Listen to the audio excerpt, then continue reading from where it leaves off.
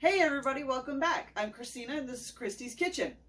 On this episode, I'm going to show you guys how to make dragon fruit fresh, but we're going to turn it into a sorbet. So stay tuned and we'll get started. Okay, so I've got all of my dragon fruit. Okay, this is a little over 3 of them for the dragon fruit sorbet. So all we're going to do is we're just going to add these in pieces. This one actually peeled whole for me, which was really cool. So I'm just going to have to cut this one up, but we're just going to add this to the blender.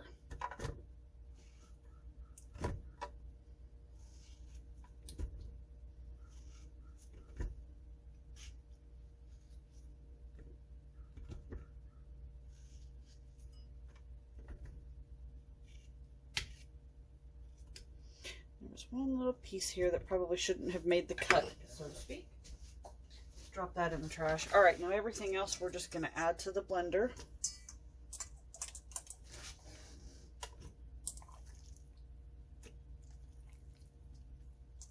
It's kind of slimy. Gives new meaning to playing with your food. I can't grip it. There we go.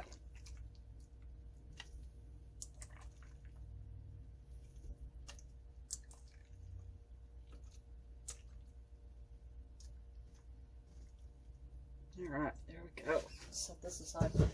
Rinse my hand off because your hand will. Sorry, let me back up for y'all. Your hand will look like this, and if you have fingernails, they look like that. So I'm going to rinse my hand off so I don't get sticky stuff everywhere.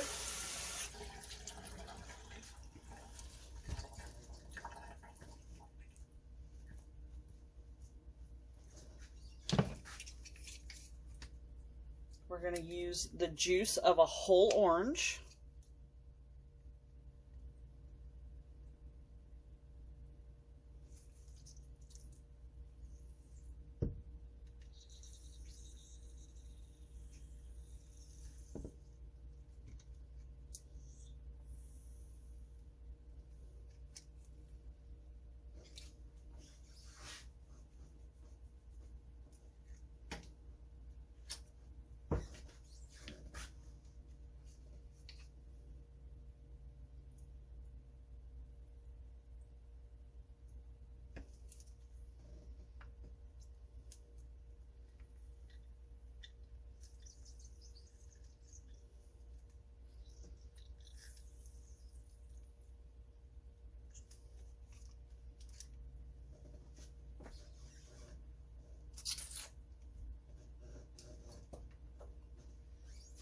And we're going to use the juice of 2 limes, 2 full limes.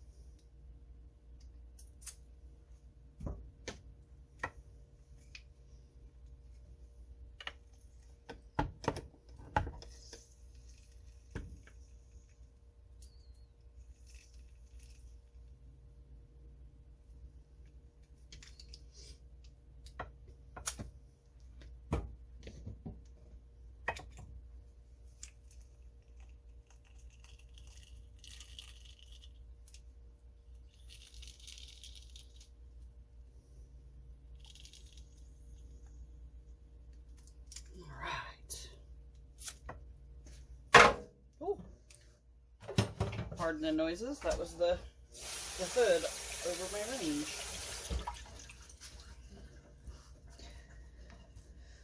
If you're not going to be eating this immediately, what you can do is you can add a full cup of sugar, you can add a half a cup of sugar, whichever you so choose. I like to use Swerve.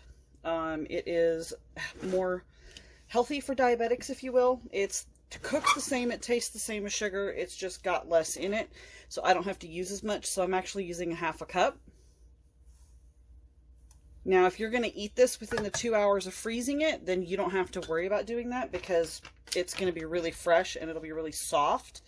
And it just tastes absolutely fantastic. And the last thing we're going to add is we're going to add 6 ounces of frozen raspberries.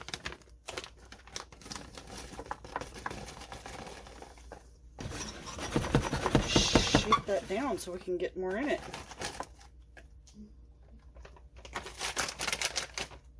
And a touch more, and that'll be our 6 ounces.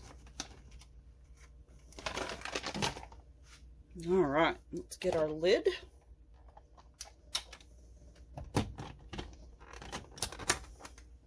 And now I will show you guys the loud process of blending.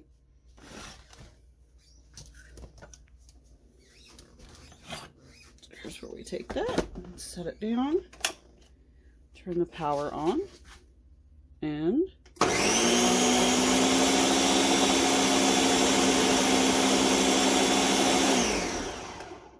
no, it's not done yet, but I'm going to go ahead and skip on to the end so you guys can see it. But you want to process it until it's completely smooth. Hang tight and I'll show you what it looks like. Okay, so now we've finished our blending in the blender, which is super easy. And now all you have to do is just pour it into whatever ice cream container you want to use for yours. As you can see, we've got an absolutely gorgeous color. I love this color. And that's it. We're going to freeze it for a minimum of 2 hours. And again, if you want to hang on to it for longer, you can freeze it overnight. You can always freeze and refreeze. Just remember that whenever you're ready to serve, pull it out 10 minutes before you want to eat it. That way it softens up a little bit. Well, now that's fine dining made simple, don't you think? Thanks for watching. This is Christy's Kitchen, Fine Dining Made Simple. Make sure you hit the bell, you subscribe, that way you get all the notifications, and definitely hit that like button. Also, check out the information in the description below. I'll see you next time.